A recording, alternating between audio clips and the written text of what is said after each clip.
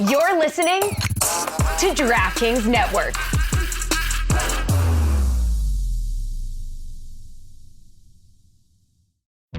At Strayer University, we see you striving to work harder and go further. That's why we provide you with the tools you need to get there, like offering a brand new laptop when you enroll in a bachelor's program. So you can do your coursework anytime, anywhere, and always keep striving. Visit strayer.edu to learn more. Eligibility rules, restrictions, and exclusions apply. Connect with us for details. Strayer University is certified to operate in Virginia by Chev and has many campuses, including at 2121 15th Street North in Arlington, Virginia. Stugotz has a top five that was promised yesterday that he was cooking. He was in the lab last night cooking up his top five, and we're going to have that as show punctuation today. But before we do that, Stugotz, I simply want to put a bookmark in this to talk about tomorrow, hopefully with an informed guest. I'm fascinated by how the business of streaming and entertainment is changing the way all of us consume things, and all of those businesses are now desperately in search of sports everywhere because the streamers are fighting over live sports. And now WWE, with everything we've read about and heard about over the last few years, Tony Khan competing against them, WWE, Vince McMahon making tons and tons of money off of being truly awful but great at business.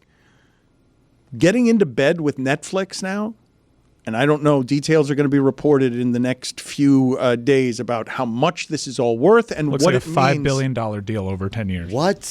Netflix has gotten into the business of sports through the fake sport of wrestling.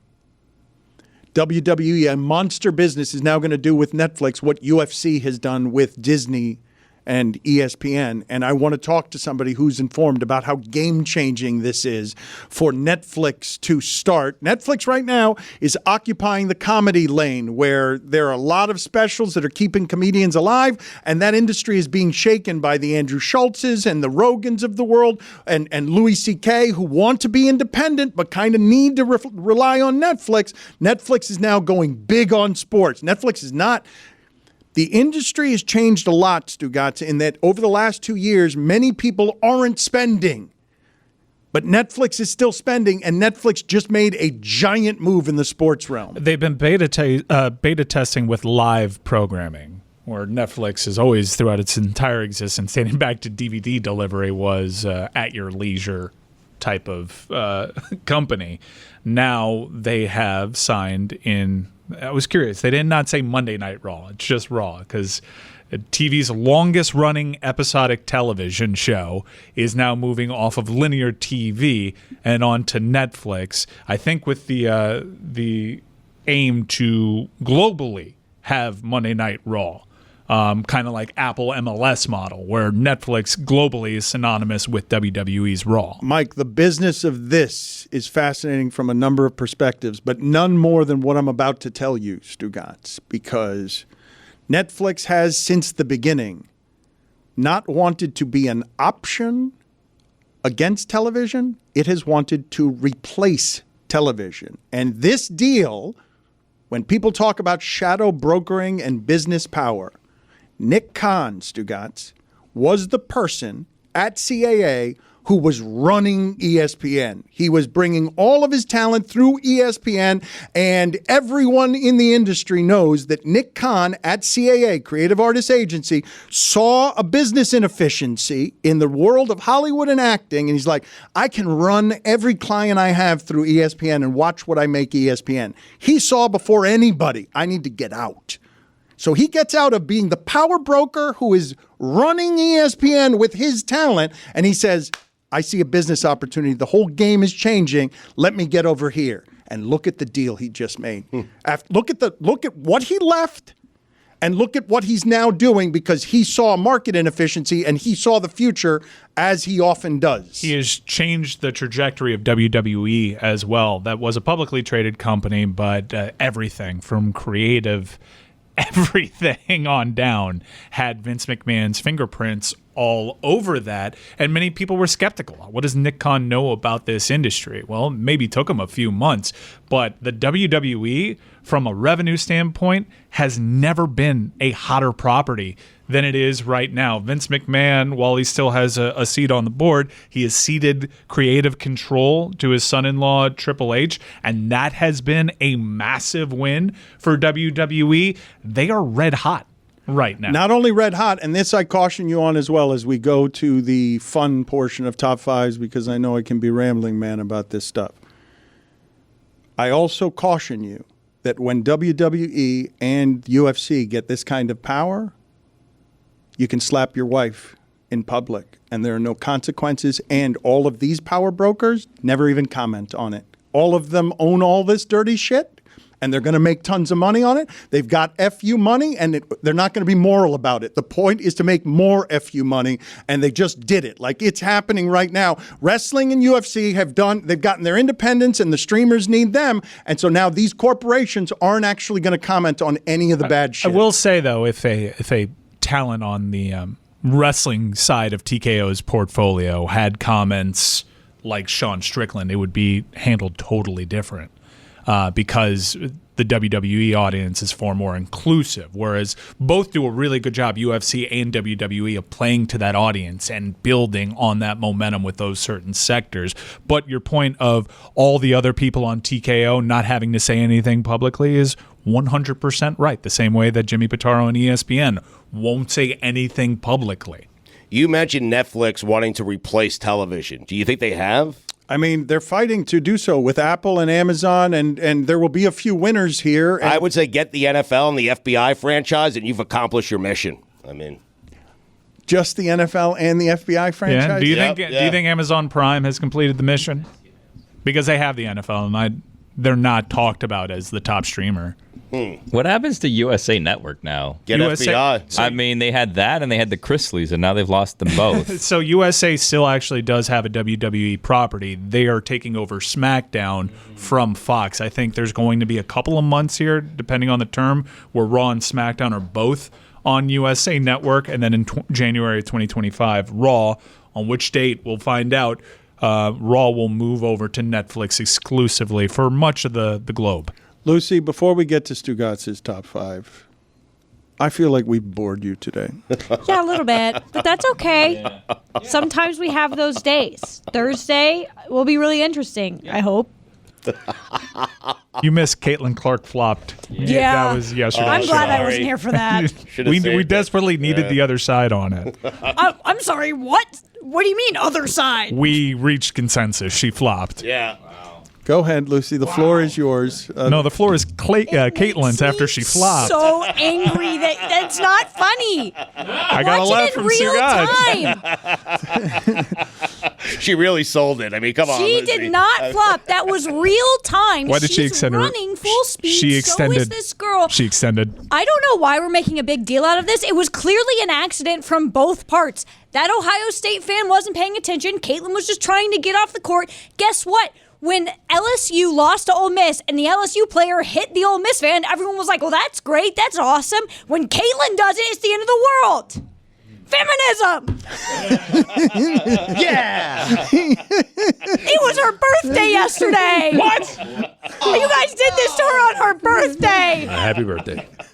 Equality. We can be unfair and cruel to the greatest superstars no matter their gender. She barely made it to her birthday after that attack. Oh, horrendous physical assault on the court. She came out. She didn't make a big deal about it. She said it's fine. They stormed the court. This stuff happens. People are they're just hateful. They're hateful to my girl who dropped 45, by the way. And the loss.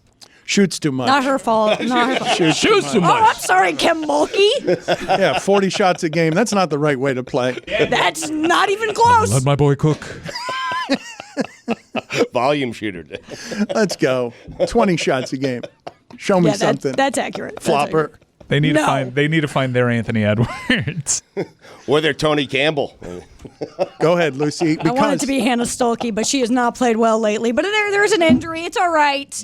Caitlin has never done anything wrong ever, and she never will. No. Put it on not the one poll. time. Put it on the poll, Juju, at Le Batard Show. Who was more rabid and rage-filled today? Jeremy on Kyle Lowry or Lucy on Caitlin Clark. All right, so this top 5 Stugotz Yes. is we're closing a loop. Yes. So the book on Mike Evans is he's a first ballot Hall of Famer, but he's never top 5 in his position group and never has been in terms of guys you'd pick. So Jess sent me a tweet from Booger McFarland over the weekend saying that Mike Evans is a surefire first ballot Hall of Famer, but not top 5 at his position. So I have put together the Mike Evans top 5 first ballot Hall of Famers who aren't top 5 at their position.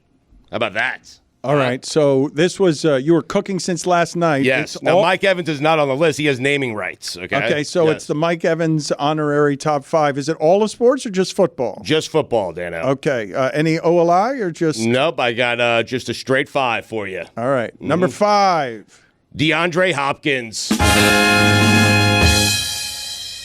First ballot Hall of Fame. I'm not even certain if he's top 20 at his position right now in the NFL. Well, right now because he's older, but in general, body of work, you're saying that's a Hall of Fame career, but he's old. It's a first ballot Hall of Fame career who is not top 5 at his position. All right, so this is just an aging players list. Well, I mean, it's my list. Okay. Yep. I mean, but that's. I mean, it's a lot less fun. We'll find out. But You could just stick to Just your give him convictions 4 and more. say We'll find DeAndre Hopkins was never a top 5 wide receiver in my personal record book. Okay, well, he was at one point, but he's not now. Well, that kinda but that was does- Booger's point. Mike Evans isn't a top 5 player at his position right now. I mean, that almost goes without saying, but Booger said it. Right now, Pro Football Reference's Hall of Fame monitor has DeAndre Hopkins at 71.19, 39th among wide receivers. The average is 103.63. So first ballot. so not first ballot either. Yeah, I don't think he's going to be gonna be first a ballot. stretch. The first ballot Yeah. guy. Oh, well, but it's now. So now the list is aging players who might be borderline Hall of Famers, and this was you cooking all night putting together this top 5. Number 4, Russell Wilson. Russell Wilson is a first ballot Hall of Famer. I don't care what anyone tells me. Yeah. Won a Super Bowl, should have won a second Super Bowl. Perhaps he's played his way out of the Hall of Fame, as I've said multiple times since he joined Denver. So but not first ballot. He'll get another opportunity next year, but he is not currently a top 5 player at his own position. He's not. Right. I'm not certain he ever has been. Right now, Russell Wilson is 88.37 in the Hall of Fame monitor. The average is 103.58. He is 21st among the quarterbacks. So the list is aging players who aren't Hall of Famers. Even though Stugotz is saying First they're ballot. first ballot. Yeah, no, First he ballot. seems like, I think. Russell Wilson's getting in first ballot. It doesn't seem like it after cooking. He better retire today if he wants to get in. I feel like that one was better than your number 5. You were Thank you. cooking all night on this. Number 3. Matthew Stafford. First ballot Hall of Famer. He is. Won a Super Bowl with the Rams. He is not, and I don't think he's ever been top 5 at his There position. we go. We're cooking these last two. Easy with quarterbacks. 79.01. Again, it's 103.58. He's 25th among quarterbacks. Not a first ballot Hall of Famer. Again, not Billy is We'll see delighted. when the voting because- happens. Billy's I mean- delighted because he knows he's going to go 5 for 5 here. He Well- knows that Stugotz's list is going to be that bad. The thing is, we've done this so many times, specifically with quarterbacks, where Troy Aikman, I think, is in the 50s, and he's in the Hall of Fame. So Right. these numbers don't really mean I mean, anything Billy thinks Kirk Cousins is a first ballot Hall of Famer. before the injury. Number Sorry. 2. Number 2, Dan, Devontae Adams. Devontae Adams is a first ballot Hall of Famer. I am not certain he is or ever has been a top 5 player at his position. I will be totally honest here, Stugotz. Devontae Adams represents one of my worst scouting assessments in the history of talking about sports. I once said that's not a number 1 receiver. I said he was bad, flatly. I think Well- those tweets are still out there. His number is 63.88, and the average Hall of Fame for wide receivers is 103.63. He's 49th amongst wide receivers. So not a Hall of Famer. You guys may have been right about that. Okay, so not Yeah. Devontae Adams, bad. number 1. Julio Jones. Just another old guy. Well, Julio Jones, at one point, perhaps was the best wide receiver in the NFL. I remember thinking to myself, he might be the best wide receiver of all time. But those years are way behind us, Dano. he's an He has older not player. been a top 5 guy at his position in like a decade. Julio Jones, number 1. Maybe never, now that I'm thinking about it. best ever, maybe never. You know what? He's never, ever been considered the best ever to play at that position or in the top 5 at his own position. How about that? The average number for Hall of Famers for wide receiver is 103.63. Julio Jones, 108.6. Yes! Hall of Famer. First ballot Hall of Famer. Looking all night. Stugotz got one right. Do I have Stugotz was right. Holy, Stugotz was right.